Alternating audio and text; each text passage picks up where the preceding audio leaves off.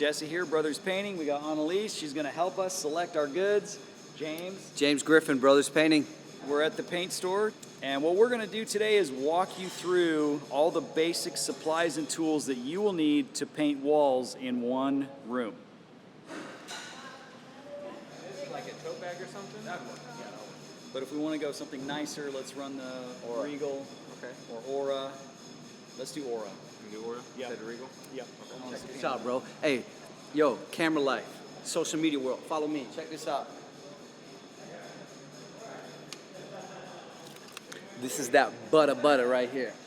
This is that butter. This is the best stuff right here. Aura by Benjamin Moore. Yeah, we'll need a sanding sponge. We're going to start with a bucket. We're going to get a grid. We're going to need for the roller. We're going to need a mini roller, a weenie roller. Oops. And that's going to go in here. We're going to need a cover, and I'm going to say let's go with the 1/2-inch nap. What is this? 3/8. No, 3/8 is good. We'll run 3/8. So because we're running wall paint, if you get a roller nap that is really thick like this one, you'll end up with too much paint, and then when you roll out, it's going to leave too much stipple. So we want to have uniform stipple, so we're going to get the same. We're going to get a 3/8 roller for our weenie roller, and we're going to get 3/8 for our 9-inch roller that we're going to use on the walls. If you're running a wall that has like a heavy texture or knockdown, then we'd recommend going thicker, maybe like 1/2 inch or 3/4 would be even better. We could run some plastic instead of drop cloths, although if you step in the paint on the plastic, you're going to be more prone to tracking it through the house. So you just got to be really careful about that. So we'll grab some plastic just in case. So that's a roller sleeve. James, what about a brush? Can you help him pick out a brush for the wall? So you'll notice in every paint store that they do have a varying degree of brushes that are cheaper and more expensive. Each paint store will have its own manufactured line brushes, which I think with Spectrum and Benjamin Moore is called All Pro. There's preference. Some painters like the angled brush. Some people like this brush because you can get into the corner with an angled sash. You can see how that gets up in there to get your cut line. This is made by Wooster. So this would be a very good brush, and he'll tell you his favorite. This would be my favorite wall brush. A 3-inch silver tip Wooster killer wall brush. Nice and smooth. I like that Corona, baby. I love that Corona. I like the brush flat. I'm gonna bring you back over to the wall. I like this brush. It holds more paint. Usually you start a little bit below your cut, get the paint on there, and then work it in. So I like the flat brush for that. Corona. In the bag. Are we getting? No, let's get. No, we're gonna get the Corona. Go Corona. All right. So next we're gonna select spackling for any little nicks, dings, cracks, things that you just want to spot fix on the wall. This is what I would select, is the Crawfords, because it's vinyl. And so after it dries and you sand it and you go to paint, because it's got the vinyl in there, it's not going to want to flash. It's not going to look as dull as just a regular drywall compound. And then along with this, we'll go ahead and just select let's go ahead and select a 4-inch blade right here, or a 3-inch. And this is just what we call a putty knife.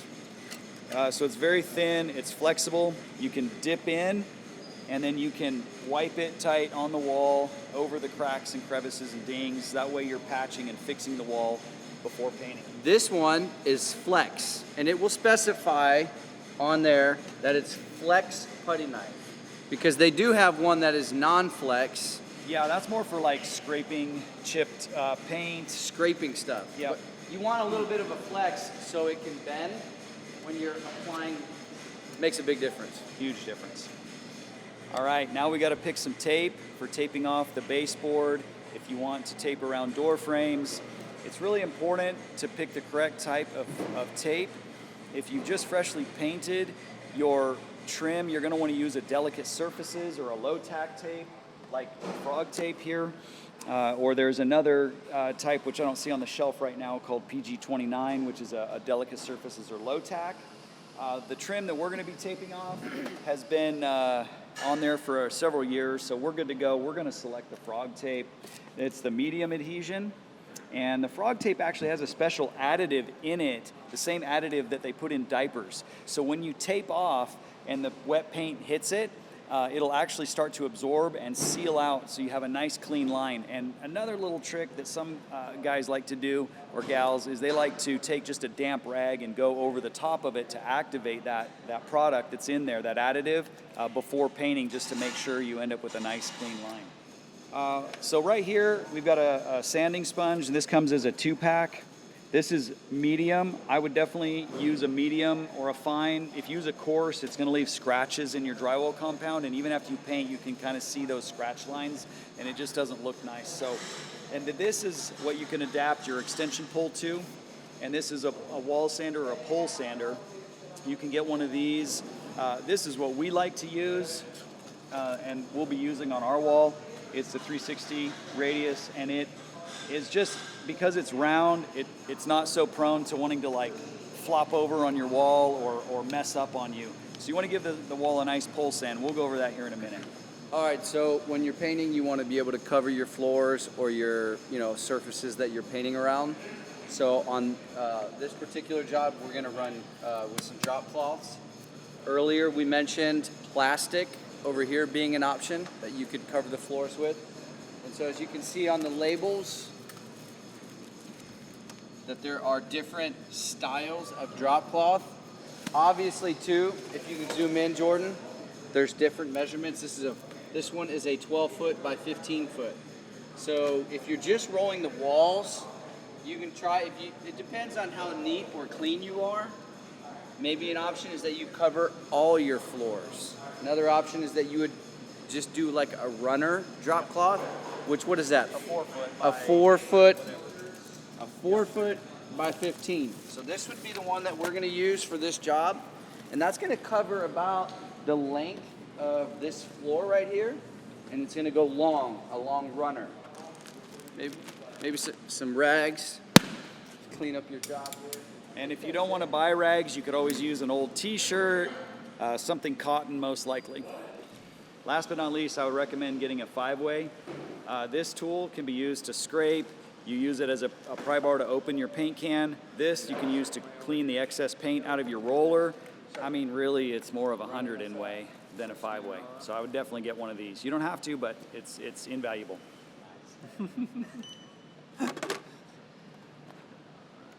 All right, so we just got back from the paint store. We've purchased all of our items, everything that we're gonna need to recoat these walls. Jesse, tell us what we are about to get into. So to properly get set up before you even put the brush in paint, first you want to cover the floor. So we have laid drop cloths.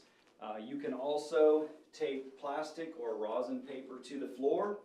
Then we've gone ahead and we've used some blue tape, frog tape, to tape off the baseboards so we don't get paint on the baseboards. Next step is we've gone through with a light and shown it up on the wall to identify all the imperfections, nail pops, cracks, and we've gone ahead and hit those with drywall compound. And I'll show you what we do. We hold the light like this. When you hold it there, you can see every little imperfection, so you can spackle and get it ready.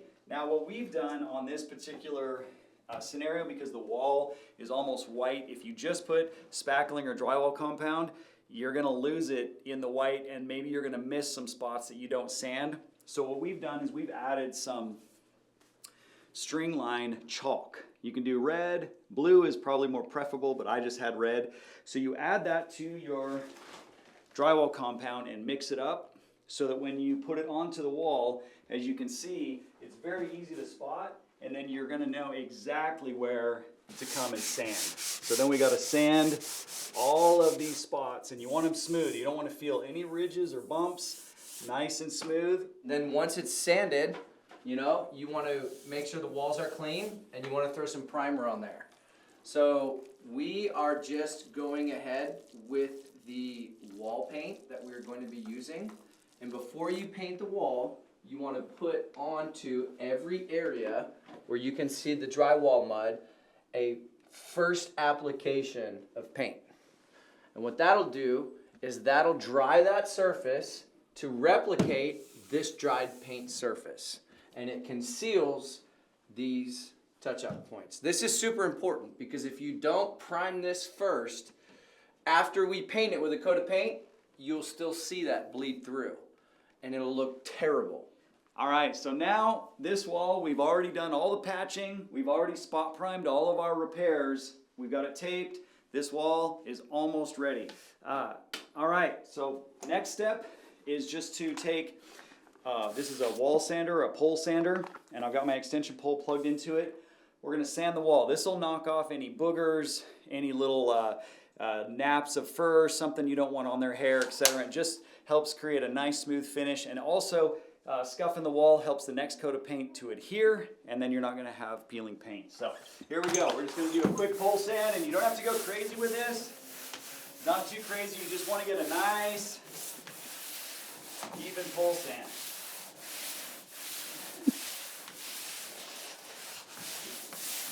And what I like to do is grab a dry brush. I just got a little angle sash or a trim brush here, and I just like to dust off that tape line. You can use a vacuum. If you're gonna vacuum though, you definitely want an adapter. The FERT adapter will, it'll keep it so it won't suck your tape up. We're gonna get into some paint. So you just wanna pop that lid. I always like to have a brush handy. One of my pet peeves is when this little rim gets full of paint, you put the lid back in, and then next time you go to open it, it's glued shut. So don't do that, or you'll be frustrated next time you need to get into this paint.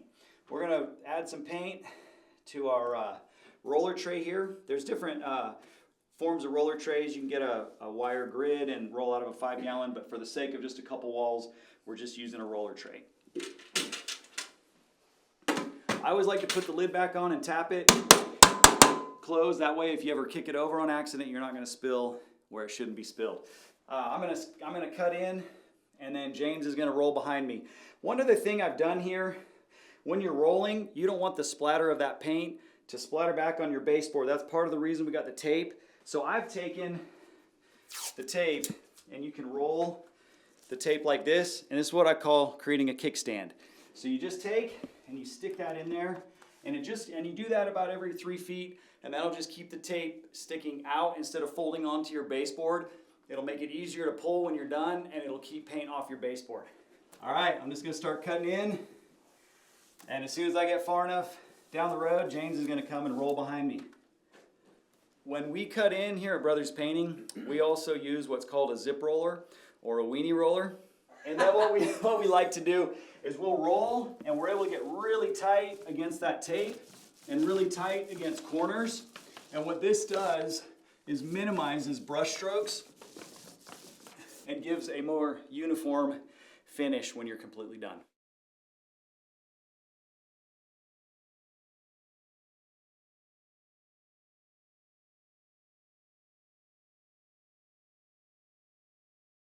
All right, so we're getting ready to roll now, and we've got some cut in.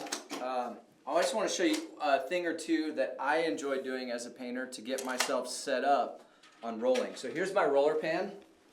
Now as you can see, this roller cover is brand new, so it doesn't have a lot of paint in it. So usually what I like to do is to get this roller started, is to work that paint into the roller all the way around. Load it up. You might even turn it on the angle and just get it on that edge. Get it out here. So once this is on there, you can still see that there's some holes where the paint's not really into the roller. So what I'll usually do when I start rolling is, even though I'm going to start over here, I might go ahead of myself in the middle of the wall, not towards the bottom or not towards the top, and I might just work the paint into my roller. So it's getting that paint deeply embedded into the mesh of that fiber. And you want to make sure that as you're doing this, you're not also compromising the wall and you're not putting a ton of paint on there. Now look at how much paint is in the roller. Now I come back and I load my paint up. And I like to put a very hefty amount of paint on my roller. And a cool trick, because it's dripping right there, a cool trick is that you turn the roller like this, and then just give it a little twirl, and now your paint's not dripping on your roller. You can walk around with it, you can move around. And so here we go. So I'm gonna load this up, and then usually when I start to roll, I never start at the top or the bottom. I always start in the middle because that's where the most amount of paint is on the wall from your roller. And then I'll work down. Notice I did not start directly in the corner. I started a little bit out. I'm also not trying to roll left and right. I'm trying to go up and down and then work the paint back into the corner. I'll usually bump the tape with my roller for just an added measure when I come down. Just to bump that tape, not too hard, not to get too much paint on there, but just to ensure that the paint goes all the way down to the tape. Many times I often see with rolling that we try to aim for getting a lot of coverage. I only went this far on my first roll. So now I'm ready to go back and load up more paint.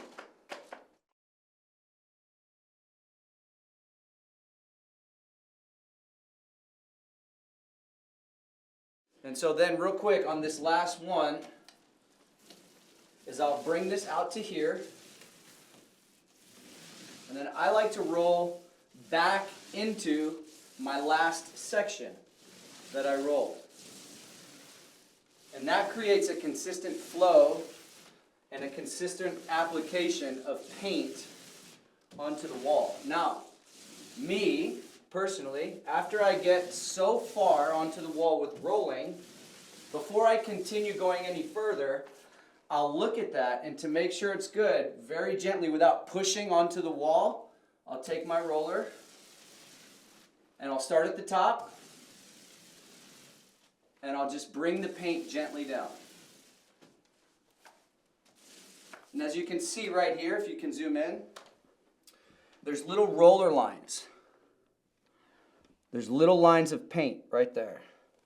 But after the paint's been applied, by coming back and just gently rolling your roller onto the wall, it will remove those roller lines. I call them pigtails, Snakes. or snakes.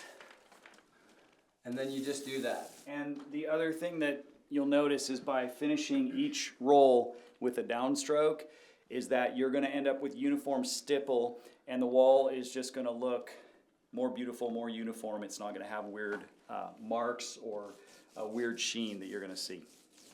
So typically when we cut in, we're cutting right up to the ceiling line.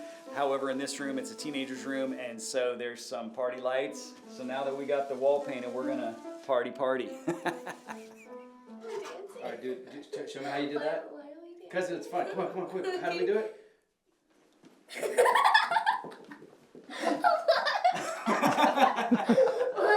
All right, so we got the wall painted. Jesse, it looks beautiful. Close us out, man. Tell us, is there anything more that we're missing? Now that the wall is laid out, the next steps will be pulling tape. We'll be putting outlet covers back. We got a vent cover to put back up, and then maybe a gentle vacuum. We want to leave this space cleaner than we found it. You can pull the tape once it's dry. I prefer to pull it when it's wet because if you wait till it dries, sometimes that paint will stick to the tape, and when you go to pull it, you'll have a little tear of paint on the wall. That's a big bummer. So we're going to pull it while it's wet, and I'll show you how nice and clean that line looks. Oh yeah, it's beautiful. And then you can see here the little kickstands I've got that I've put on the tape to keep it in the proper position. So if you're also planning to paint trim in the room, I would recommend doing all the sanding and caulking and puttying and prep first. Paint your trim, then tape off and paint your walls. However, I am going to do a few touch-ups in this particular project, but I need to figure out if this is oil-based enamel, trim and door enamel, or if it's latex trim and door enamel. The easiest way to do that is to get some denatured alcohol. And because the trim is white, I'm going to use a blue rag. That way, if any of the paint comes off on this rag, I'll know that it's latex. So if it's oil-based with denatured, none of the paint will rub off. So I'm just going to put a little bit on my rag here.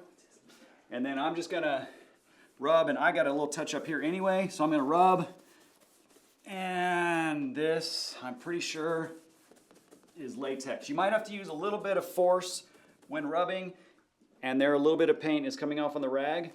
So this is latex. So once I've scuffed it, cleaned it, and prepped it, I can run a latex enamel over the top.